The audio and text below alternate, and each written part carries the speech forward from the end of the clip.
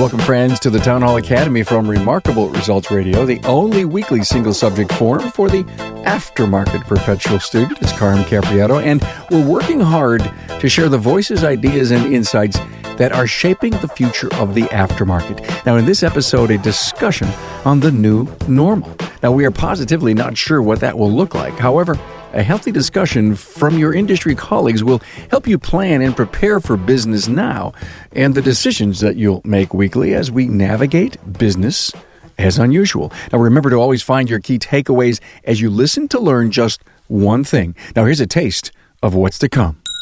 I think this is a new normal. Kevin, you touched on what I mentioned before you jumped on, is that I think our profession is going to have to associate ourselves with someone like you just spoke about from the medical community who can teach us the finer points of sanitizing a vehicle, keeping clean, and what the expectations will be.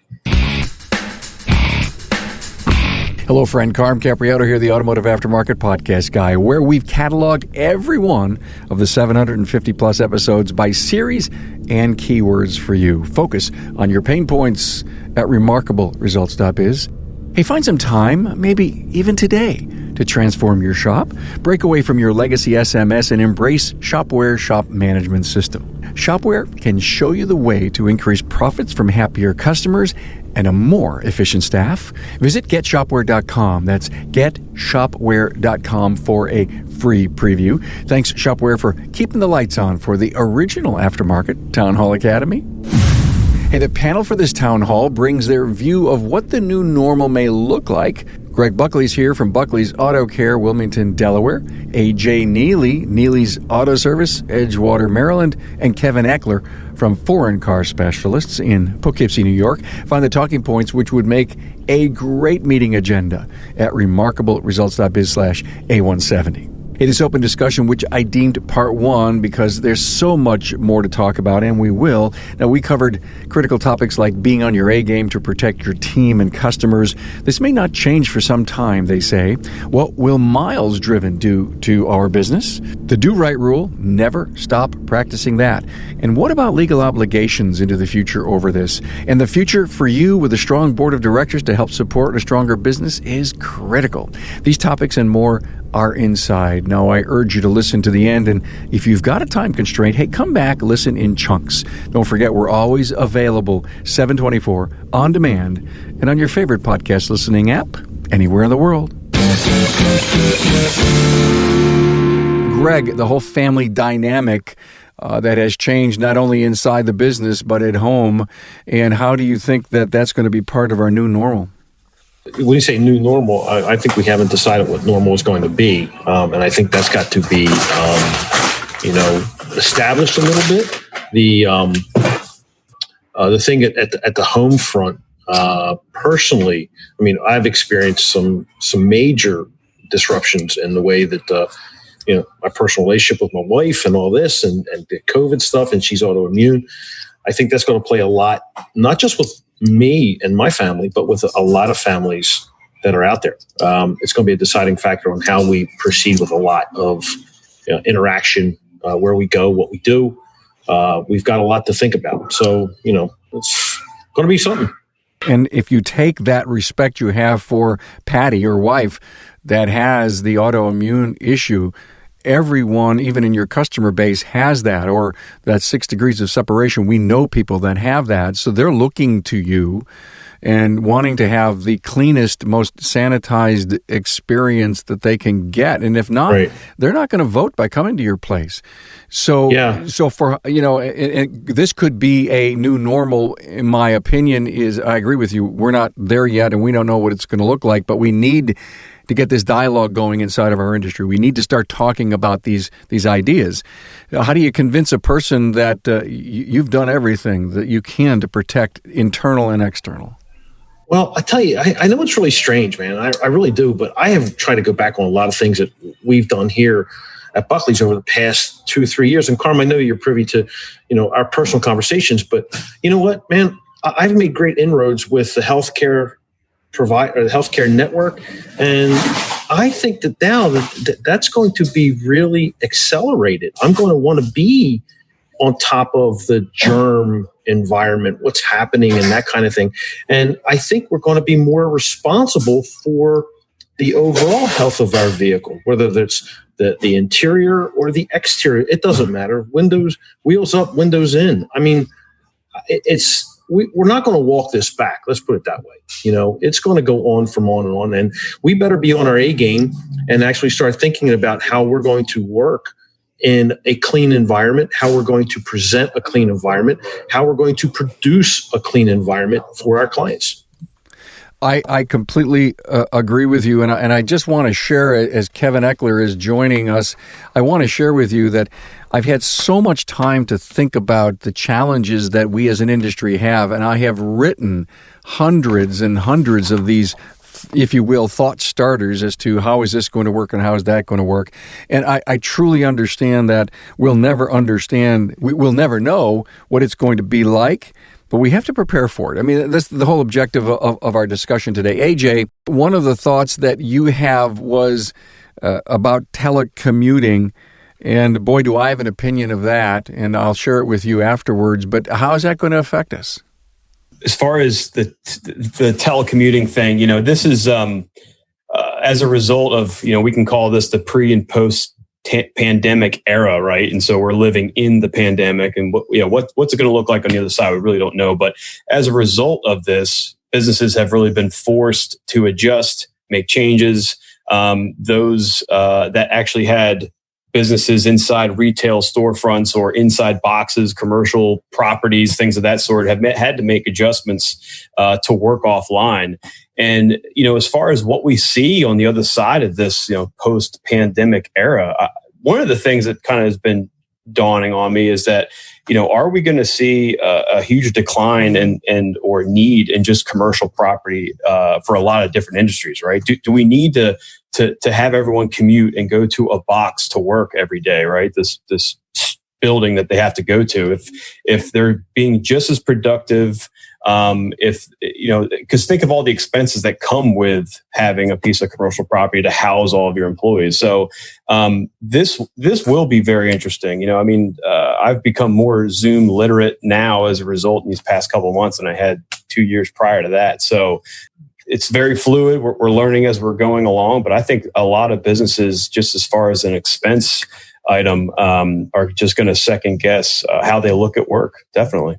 Do I agree? About 3 weeks ago, I started to think about that, and I started to think about the massive amount of real estate that has call centers or cubicles in it that people work in, and now really many of them are doing their work from home. And then I started to think about the genius people that are out there rewriting software that would make the telecommuting experience more accountable, all right? How long are they on the keyboard? Are they really doing their job? How are we feeding them work that they need to do? Why do I need to pay for all that rent? Why do I need a 10,000 square foot cubicled space? And so if we have monster malls that are empty, we're going to have monster and so my point is the miles driven are going to hurt, right, AJ? Guys, I think we're going to see that. But on the other hand, when I looked at the yin to the yang, is public transportation going to be as important in the next few years as people saying, I think I'm going to drive wherever I'm going and I'm not going to take public transportation because it's going to be maybe not clean? Yeah, that's the thing. I think that's so on the other end of that coin too, where we're saying that maybe there's going to be a lot of industries where they're just going to go to just telecommute and work from home. We are definitely going to, of course, airline industries have been hurt by this, of course, just no travel. Cruise industry is just definitely going to be hurt as a result of this. But the thing is, they're also going to be seen as unclean and unhygienic, as well as mass transportation, but also ride sharing as well is going to be considered to be looked upon as unclean. So they're going to obviously have to make changes in this post-pandemic era to make sure that they're making it as sanitary as possible. So I think having and owning your own vehicle will be considered safe, right? It's your own germs. It's right. It's just like it's in your own house, right? So that on the other end of the spectrum could help us, right? We're going to see an increase in mileage. And also, too, with as cheap as gas is right now, that all of that playing in could potentially definitely help us out. Well, have you seen the price of fuel? Well, in Maryland, that we're kind of on the higher end, but yeah, I'm seeing it. I saw like 167, but I've heard others are almost like at $1, I think. So in some areas, so New York has so many taxes in it that we're still in the mid $2 range. Yeah, we're both in New York, Kevin. And when someone was telling me down at the reservation it was 89 cents and it was $2, out of the reservation, that's when you realize the tax base that New York pays. Kevin Eckler, welcome. How you doing, man? Hey, how are you? Hey, I'm glad you were able to join us. You wanted to talk about keeping your team safe, man. Yes, I did. And I wanted to just compound a little bit on what he had just said. We thought about the same thing with people working from home. Do they really need the offices that they do? And the other aspect is, you notice on Facebook, a lot of people making fun of other people that are driving with masks on. I guess those are people that don't take it very seriously. And you think about, as he said, rideshare situations. Who's been in your car? Who have you been with? So I completely agree with his idea that we may see people with their own individual situations and their own individual rides, or taking lots of precautions that they never took before. So to compound on that, yeah. So here, we've really stressed the importance with our team. I'm sorry I missed the first couple minutes, so I don't know if you guys have gone over these things or not, but we have installed like a salad bar type of anti-spray protectors in the front. So the guys and girls are behind plexiglass up in the office. We've really stressed safety for our customers as well as safety for our team. Like you see on the internet, some people really, really take it seriously and some people really, really don't. We've had one fleet account who has a large fleet of vehicles and a lot of employees, and his particular opinion is if we are not going to do everything that we can as a preventative measure to prevent any spread or any possible contamination, he doesn't want to do business with us. He doesn't want any of our employees anywhere near, in, around, or servicing his vehicle because he has over 100 people that he's responsible to keep safe and to do everything he can to prevent the sickness. So we've got the guys always wearing gloves in the shop, even though it's annoying. The guys are wearing masks. They're taking precautionary measures. We're spraying down and wiping down things. We've really stressed to our people how important it is for them, for their families, and everyone around, how much we need to be safe. Lisa worked for years as an executive assistant in one of the local hospitals. So she reached out to a gentleman that she knew there that actually teaches and instructs on the cleanliness processes used as far as that goes in the hospital. So this person is medically licensed and he's actually certified and teaches other hospitals. So we learned all about the sterilization processes, what they're doing to keep their staff clean in the hospital. And we're trying as diligently as we can to duplicate those protocols, both for our customers and for our team, because without our team, we have nothing. Guys, is this going to be the new normal or is this going to be last for a year? I think this is a new normal. Kevin, you touched on what I mentioned before you jumped on, is that I think our profession is going to have to associate ourselves with someone like you just spoke about from the medical community who can teach us the finer points of sanitizing a vehicle, keeping clean, and what the expectations will be. And the reasons is what your fleet operator just said. Sure, he is definitely out to protect his employee base and make sure that everybody stays as safe as possible. I think for two reasons. One, productivity. If he is to lose a staff member, that one staff member may take out 3 others or 4 others. So his business goes down. Your business, our shops get contaminated. We have to curtail operations. And secondly, we've got the legal liabilities that are unknown at this point. How that's going to make us safe from legal things. So, like I said, this isn't going to be walked back. And I think that we really have to understand all the points around us, from the psychology or the psyche of our clients, of our staff, of everybody, and then how we keep up on it. So it's a big thing we got going on. Yeah, just to kind of add on to that too. I think if we do get to a point where we have a vaccine and we can get ahead of this as an issue going forward, I do see complacency setting in, because if we've got something where we can get ahead of it, just like we deal with influenza right now, we have yearly vaccines trying to stay ahead of it. it will potentially ease the public, and maybe they'll start to take away a lot of these restrictions. But it's not like we as businesses should just let our guard down. But of course, yes, there will be somewhat of a new normal after the fact. But as far as the extreme amounts of protective measures that we're currently taking today, do I see that lasting for a couple of years or forever? I don't. I think we're going to. But who's to say the next wave of something new out there that we even know about is right around the corner? So it's just hard to say. But I think the vaccine will play a role. You know what I find so interesting? We have millions and millions of colds every year. Mm-hmm. You know how we get them? Just like we're protecting ourselves now.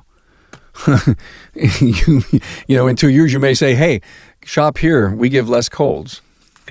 Yeah, and I don't think it's at no charge. It's not just the process that you do to keep yourself safe; it's the perception of the customer. So you could take every precautionary measure possible, but if your customers aren't aware of them and they don't see them, they won't appreciate them. And I think perceptions of those are kind of like political opinions. People are very, very polarized, and they go to extreme measures. So they either are really relaxed and they really don't care, or they're very, very passionate about it. And if you're not following what they deem to be really important processes, they're not on your team and they're out of there. Well, think about that, guys. We've talked about having a customer avatar for many years, and if you're a good marketer, you really can identify who it is that you want to be your customer. Well, you know, their perception, Kevin, which is perfect, of the cleanliness, the safety, the sanitizing issue needs to be in that avatar, and then you have to behave and give exactly what it is that they expect. The golden rule is never speak about politics. Politics and religion stay out of the office. But this in itself is almost a version of both of those. People are, you could say they're very religious about their behaviors, or they're very polarized like political things. So the two things that we really need to be careful of are right before us in a form with this pandemic and view of that. His point, guys, is you go into a grocery store and their rule is that you have to have a mask to get in. And if you don't, will they sacrifice the relationship that they have with their customer by saying you can't come in without a mask? Will, to your point about being polarized, because you're doing the right thing today, does that hurt your business? I don't think so. I think it cements it with people. I think, if nothing else, it's a little slower, so we've all had opportunities to clean and organize and paint and better present our facilities. So in a time when people are concerned about contamination and contagiousness, if you have now really focused on cleaning, painting, updating, really not looking like the old style garage, like we've always advocated, try to look and present better. You focus on that. I think the people that don't really care are going to go, "Hey, it looks really good in here." And they'll kind of appreciate it, but not really. But the people that it really means something to, it really means something to them. So I don't think you lose anything by being better. I think you can stand to only gain. Great advice. Thank you so much, Kevin. Hey, Carm here, and I bet you think of your shop management system every day and wonder if it's time to make an important change. A change to a modern, efficient, and powerful system. Now, instead of thinking about your old system, I want you to consider Shopware, a comprehensive cloud-powered shop management system that gives your customers an end-to-end digital experience that will help you sell more services while making your customers happier. And who doesn't want happier customers? In a study of work orders written and shared on Shopware, sharing the digital work order with your customer generated a 12% increase in their likelihood to buy. Now that translates to additional sales in your business. And with Shopware's proprietary Parts GP Optimizer, you can boost your parts margin with the click of a button and leave behind the pain of managing an old parts matrix. Put solid gross margin dollars back in your business because Shopware puts huge computing power into making you successful. Now it's time. Make the switch to Shopware. Get a free live demonstration at shop-ware.com and find out how you can make more money from happier customers. We've been talking about concierge service a lot, actually, in the last couple of weeks on some of my Carmcasts and some of the dialogue that I've had with people. Greg, whatever concierge service means, if you've ever had a white glove pickup or drop off, where is that going? Real quick though, what we have is we had the concierge, we still do. We practice down at companies when they're in business. And the thing of it is that when you talk it to a personal level, you have to ask your question. Is your client as honest as it can be with telling you what their situation is. Have they been affected by anything? Is their car clean, especially with the new client? So these questions get asked all the time. And is your team comfortable with bringing that vehicle in, or the team member going out to get the vehicle? Are they comfortable jumping into an unknown situation? No matter if they carry the wipes and the mask and the gloves and they're all set up, are they carrying on their clothes? Is this something that we're going to be concerned with? I mean, our practice is here. We bring it in. We do a quick sanitizing situation, but that's if the car is here. You know, when it's not here and we have to go pick it up, who's the one that's going to want to be exposed or the possibility of being exposed? So these are things you've got to look at. And, you know, I know it's a convenient to the client, but, you know, one, there's a cost to it because you got to send a person out. And you can say, well, you know, I'm going to make it up in my labor costs and all that stuff. But the first thing you're going to hear is a pushback. Well, how much is it to pick my car up and all that stuff? I don't know. Maybe it's wiser that you invest in a tow truck and go get it, you know, a not for hire truck, or make arrangements with your favorite tow facility and, you know, go get the car. And whatever the cost is, $85, okay, build it somewhere, you know, stuff like that. So, you know, I love something he just said, guys. I'd love to build on it. He said being exposed. And could you share with me, all of you, share for the audience, when you ask one of your team members, I don't care if it's an A, B, C tech, if it's a GS person, listen, you need to go pick up, you know, Mrs. Smith's car. Are they gloved? Are they masked? I mean, what concerns have people come to you with, and or what kind of protection are you providing them? I got to say, I have a really talented mother-in-law that knitted us all face masks for everyone here, the entire crew at the shops. Of course, mine's got a bunch of sloths on it and stuff. So anyway, they were appreciative of that, giving that out. But, you know, of course, anyway, we're already buying gloves for the crew. And, you know, we do, you know, I am aware of, and I'm open dialogue too, of course, with our weekly huddle meetings and things of that sort. But, you know, I've got one employee, for example, he came to me, he just doesn't feel comfortable necessarily in the current environment because of it. And he is asthmatic. And so he's kind of on that a higher risk level as far as getting it. So we got him on our rotating schedule, and he just feels better about it. He volunteered for that too. And that's kind of helped us out too, because we were a bit slower. So those concerns come to us and we address them one at a time. There are those others that are totally fine with it, but regardless, the mask is on the car. Of course, the gloves are on, you know, the whole disinfectant of the touch points inside the vehicle before delivery, or of course steering wheel covers, you know, all that stuff is still occurring. So that process occurs. And when there is concerns with employees, we get right on top of it. And you have a protocol about all this. Yes. And actually BG just dropped us off their new hand sanitizer. So shameless plug for them, but yeah. Kevin, what are you guys doing to assure your team members are okay with pickups?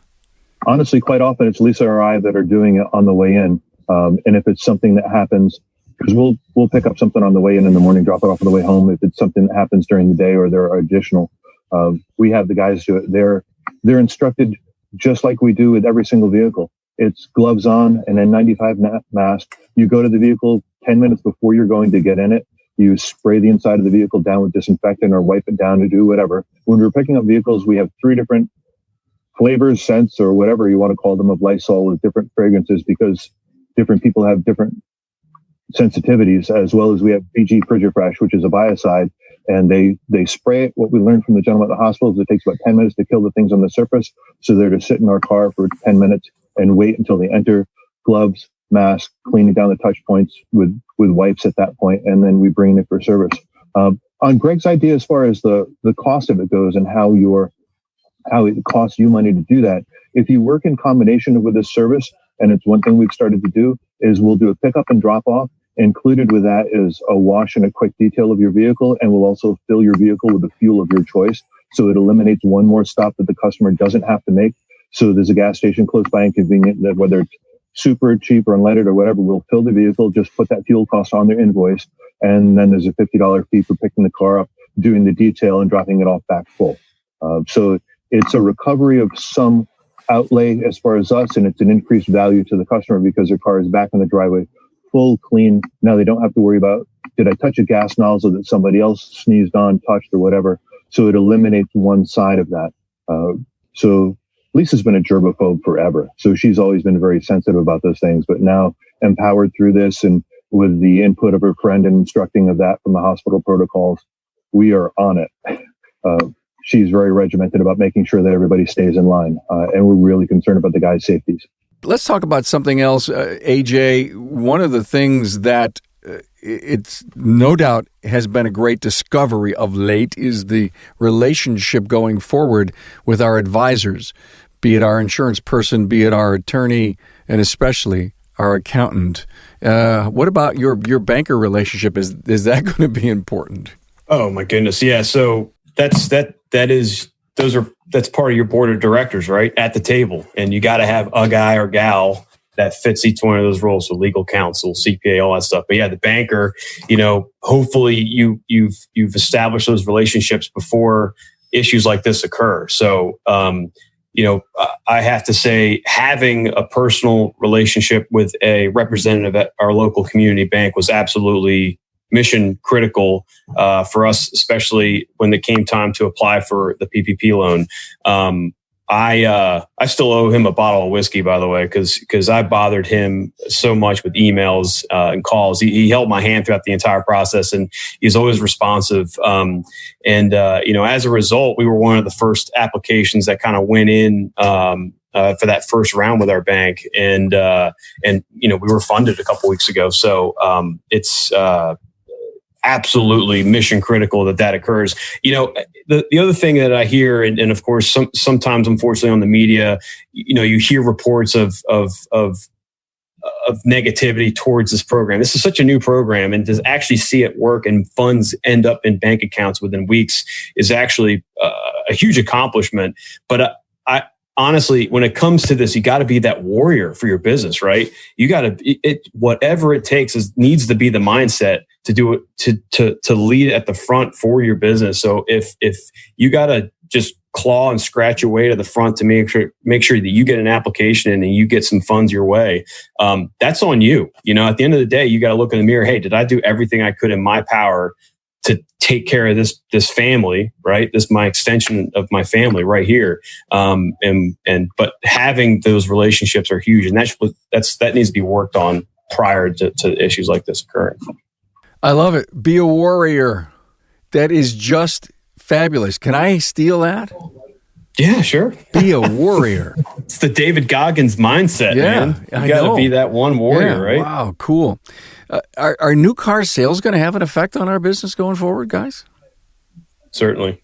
I don't know if any of you guys get the Lang marketing reports, but so current predictions, and this will become true. So during the global financial crisis in 2008, we saw an 18% decline in new vehicle sales. We know this is actually going to be worse than what 2008 was looking like. And this is, as Jim Lang kind of put into his report, this is the black swan event. It's going to have huge repercussions going forward. As far as the closing of dealerships that we saw in 2008, definitely we're seeing that these dealerships and service centers are a lot more resilient than they were 12 years ago. So we're not going to see the massive closures like we did before with technicians just looking for jobs and things of that sort. Of course, there will be some effect, but not nearly as big as it was before. But my worry that I'm keeping an eye on is this: if I every once in a while I keep hearing this cash for clunkers being talked about, and I'm not sure where we're standing with that, but I know that we can get a little bit nervous of that occurring. But yeah, again, this is a black swan event. We'll see what this is going to do to us long term, but it will affect the vehicles in operation, the age mix, the mileage driven, all that's going to be affected. There are several local dealerships near us that very surprisingly have shut down temporarily. They've gone from a minor staff to a skeleton staff to literally shutting departments down, which just blows my mind because they've completely limited and blocked off their exposure to their clientele. I can't see that being a good thing. The worst thing I think is that you send your crew off to sit on unemployment. They sit there, they get the magical $600 extra a week. Yay, team. They get used to that, readjust their budget to that. and then you want them to come back to work because business picks up. And now they're looking at their paycheck, which used to be very fair. And they looked at it like, hey, I get a good rate. And now they're looking at it going, that's all I get? I made more money sitting on my butt. And it may be the same amount of money, but now they're bitter about it because they've adjusted their spending to what they make. And they suddenly feel that they're worth more than they were getting when they were paid fairly. So the closures, I think, bring about a whole attitude change in the business that was completely unexpected. Yeah, they could sit home and do one side hustle, and they're making their move. They've got it covered. I mean, we've had some dealers around here to curtail their hours, which is like you said. It's kind of unexpected. I know that we've done everything we can to stay open. And be more aggressive with letting people know we're there. Chips seem to have taken a back seat and said, okay, we're going to just let everybody go, furlough a lot, and hopefully they'll all come back. And I think all of us can say that they probably won't all come back. It's an opportunity for us to grab a good technician who doesn't like that yo-yo type of situation, and that I got to say, they're not loyal to them. So we've got some opportunities. Yeah, I wanted to just add to this just quickly, as far as the new car sales are concerned, especially with as cheap as fuel is right now, the first thing that's just dwindles in sales, electric vehicle car, EVs, hybrid vehicles, they bring a premium price, but that will have, as far as that long-term effect, as far as where we were going with more electric vehicles, hybrid vehicles on the road, I think we're going to see an effect with that, definitely. You think it's going to be bigger? It's going to be bigger? Well, no, I mean, I think it's going to dwindle as a result, right? Because gas is just so cheap. Why make that purchase? And also, too, electric vehicles, hybrid vehicles have a higher price point. So, I agree, Kevin. Tesla won't be affected by this. They're an anomaly. Their stock is shot back up again. Their stock dropped off really quick, and I'll be damned if it isn't 300 plus higher than it was a couple of weeks ago. Yep. Well, guys, last Tuesday, a great episode went out about battery electric vehicles. I interviewed Derek Kaufman. Very, very good episode. I mean, you want talking points for your next get-together, you got to listen to that one and what statistics he came up with. And all of this came from a meeting that I was with him at in late February. Now, of course, as you pointed out, things have changed. Gas is a little lower, but still in all, there's trillions invested in platforms and around the world, and he discusses what's going on in Europe as far as their requirements for the internal combustion engine and the CAFE style EPA type requirements that are going on in Europe. I don't think it's going to go away, but maybe to your point, AJ, it may slow a bit until we get back to, God help it, normal? What was normal? It's never going to be normal anymore. Hell, I was talking to Greg just a couple of weeks ago about we used to have movie night at our house. And, we get together, we have something to eat. We all play a funny romantic comedy movie with our friends. I don't even know if I can reschedule that, man. Think about our grandparents and our parents. And they often look back and talk about living through the Great Depression or living through, events that happened in the early in the century. Yeah. And is this going to, that totally changed their entire lifestyle and the way they behave, where our generation doesn't fully understand it. So is this one of those markers for us? Is this going to change how we view, socialize, and everything forward? I think it will. No doubt about Absolutely. it. No doubt about it. Yeah, we're going to look, but you're right. I mean, my grandson's going to be 2 in just a couple of weeks. Greg, you have a beautiful new grandchild. Kevin, you yet? Yes, we have a first grandson. He's 2.5 months old now. Great, congrats. So you think about their memories of this. We'll be able to say, well, did you live through? Yeah. My dad used to talk, and my grandmother used to talk about the Great Depression, and we're going to talk about the great COVID-19 pandemic. Yeah. It's unprecedented. I mean, who would have thought? I mean, I was on a cruise ship weeks before. I was at Vision, came home with a cold. And when this finally hit, I said to myself, God, could I have had it? I didn't even know. In fact, an episode went out today, guys. I interviewed 3 trainers, Dave Hobbs, G. Jerry Trulia, and Peter Orlando, what a hoot. You have to listen to that. It's all about these rough and rugged trainer guys. And we were kind of hinting about COVID-19, and that thing was recorded, if you will, the first week of March. We just, I think a week before it all started to shut down. So there's some really ironic or iconic discussion in there about COVID. One of the things that I noticed, I'm so grateful that we're considered essential because it allows us to still come to work. Inside of me, and I'm sure this is inside of a lot of people, I have a need to contribute. I have a need to feel like I've made a difference, like I've done something. And we've really reached out to a lot of our clients and customers because I can't imagine sitting home day after day after day and not feeling like you have a purpose, not feeling like you're contributing something to the betterment of the world.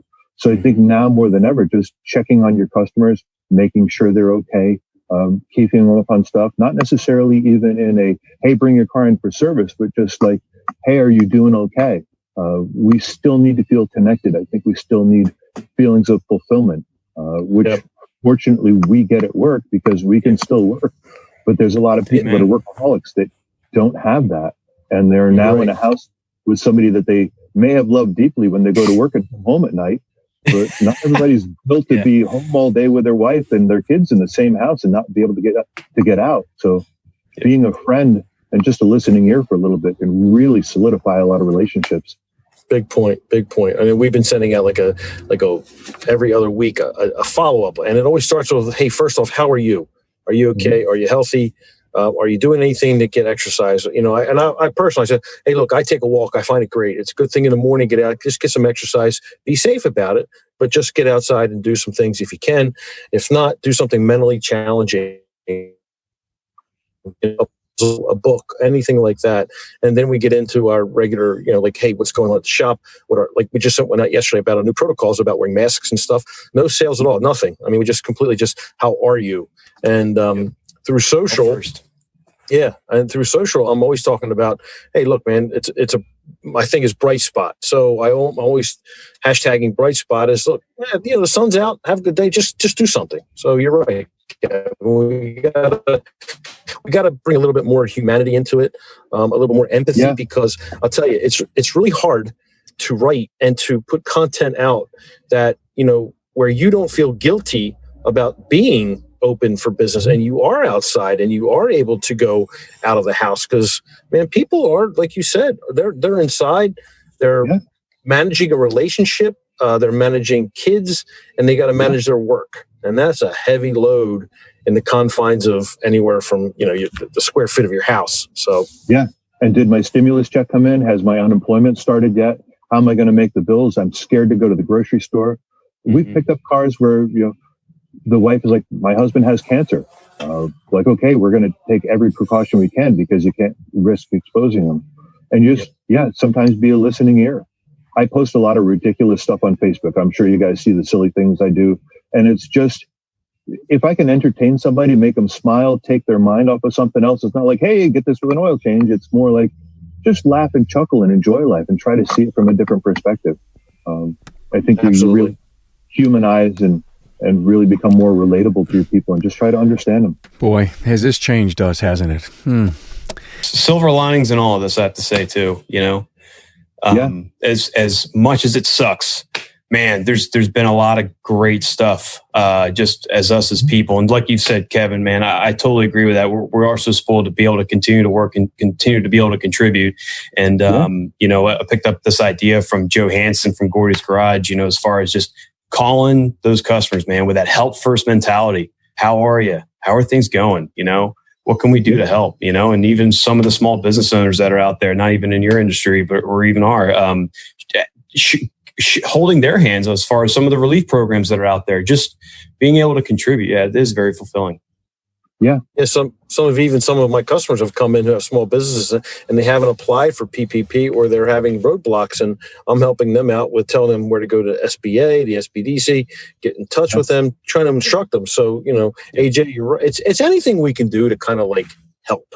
I mean, it doesn't have to be automotive. It can be anything, right. Common sense, advice, that kind of thing. So life stuff, Yeah, I agree.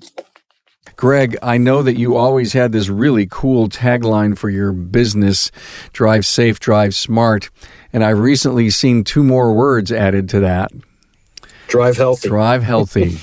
Yeah. Wow. And so we were just kind of chatting about marketing, and I love what you guys just said, and I think that's probably so critical. I don't think this is going to change the empathy we feel for our customer and their life's situations. I think that's going to teach us a lot. I think it makes us more responsible. I think we may see it as a challenge, but I honestly believe that we have more responsibility now in most cases. I mean, when we get inside the vehicle today, it's just, there's so many things that people do need advice on, and they can share it with us. We can share it with them. But I just feel that now we're part of the whole vehicle, not just the tires, wheels, and the skeleton side of things. It's now people are going to look at us for like, okay, what do I do here? How can you help me here? This kind of thing. So, I look at it like, okay, it's a challenge, but we are professionals, right? And if there's a concern with the vehicle, no matter where in the vehicle or around the vehicle, the responsibility is with us, and people will be looking at us to be the expert of that of their vehicle, of their transportation mode.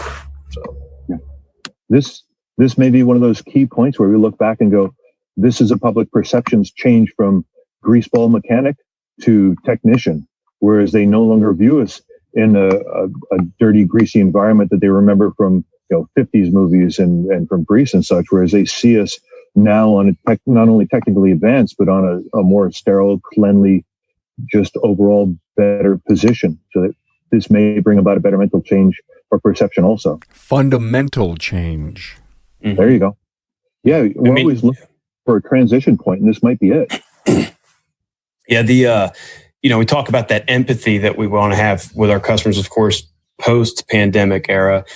Mm-hmm. Honestly, empathy is something we've worked on even pre-pandemic, right? I mean, the vehicle is the inanimate pet of the family. When it goes down, you got to get to the root of what that vehicle is and how instrumental it is to their daily lives, right? It gets them to work. It gets the kids to school. It gets, right? It's that mode. It's that receptacle to get them going and moving throughout life. So we've always had that empathy prior to this. Now there's a common denominator and theme that brings us all together so we can be empathetic as well with this entire situation. So we've trained for this, right? With that, working on that empathy, we've trained up to this moment, right? And so that's why I feel like we can really shine as far as, again, with that help first mentality, because we've always had that. Honestly, those are the best at our business. So, I just, and like you said, I think we're also attracting and showing, like you said, Kevin, just the way that, well, this is what we've always done it, and we've always cared, and we will always make changes and be at the front end of the spectrum. So it's only going to help. Another silver lining I see. Yeah. One of my benefits, and I got to throw this out there. Cecil is my coach. We're part of a WorldPAC Smart Group. The support within the Smart Group, the sharing of resources for developing the PPP and the other monies and the other things, the guidance of being taught, and we always knew it was kind of a relationship business, but it's not a transaction business. It's a relationship business. Okay. Learning how to run your business profitably, learning how to care for your customers profitably. 5 years ago, I didn't have loaner cars. Had this hit, pick up and drop off. What do? Leave my pickup truck in somebody's driveway.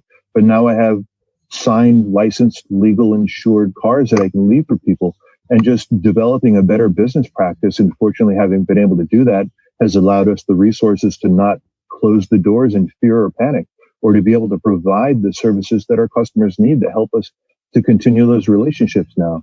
So I've said it before, but I can't stress it enough.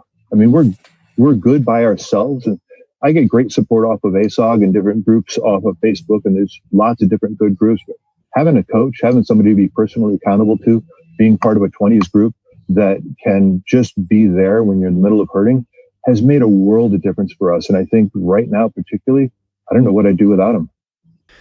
Well, I think that point is so well taken, because I think part of the new normal, everyone, is going to be 20 groups, is going to be networking, is going to be having a business coach, is going to be having the right board of directors, as AJ said earlier, the attorney, the banker, the insurance person, and to become the CEO of your business. And you're so right. I think that this is there's going to be a shakeout. Agree with me or not? And I think there's going to be huge opportunities. I know, Kevin, you had mentioned to me that you may be looking to expand. Even though we are in some turbulent times, there may be opportunities out there, and that may be part of the new normal. I want to be careful how we use the terms, but we recently, our Sears Auto Center near us closed down, which was hugely unfortunate. But we were in there and able to make a bid and acquire the full working contents minus the building of a 20,000 square foot repair facility. I can't fit all of the equipment that I bought in my house and at home, and I'm storing things, but just pennies on the dollar and the opportunity I've learned to look outside of just inside of the bays and inside of the shop, but there's opportunities around us. We invested, sold things that we wouldn't use, and enhance the opportunities and the services that we could provide. I've got 2 Hunter Hawkeye Elite machines that are 4 years old. That's what, $150,000 retail? Thank you very much. We're now doing alignments. There's a lot of opportunities there, and I don't want to seem like a vulture waiting for somebody to die. But when things present, if you finance things right, there's a lot of potential to do things. Buildings that used to be, like you said, ridiculously expensive. Who's going to occupy them now? Is that a better opportunity for a better laid out facility? And any shop owner who has not run a good business really doesn't have much to sell. And I think there's some opportunities out there. And, they've had years and years and years to turn it around. And, so we close or we sell our business and we go out and we work for someone. And there's nothing wrong with that. If you're not a business person, there's nothing wrong with that. But if you're in business, get advice to become a business person. Look, I so appreciate AJ Neely, Greg Buckley, Kevin Eckler, the Warriors that are here today. My Warriors. That's what we're going to call you guys from now on. Yeah, you're not my crew. You're my Warriors. Chief cheerleaders. You've been meaning to put that hat on. Is that how you pick up your concierge cars? Oh. Sometimes. Nice. It makes an impression. Thank you all for being here. This was part 1. I still have 50 other things to talk about with either this crew or another crew next time, but continue to be safe, and much success to you guys. Thanks for being here. Thanks for being on board to listen and learn from the premier automotive aftermarket podcast. Until next time.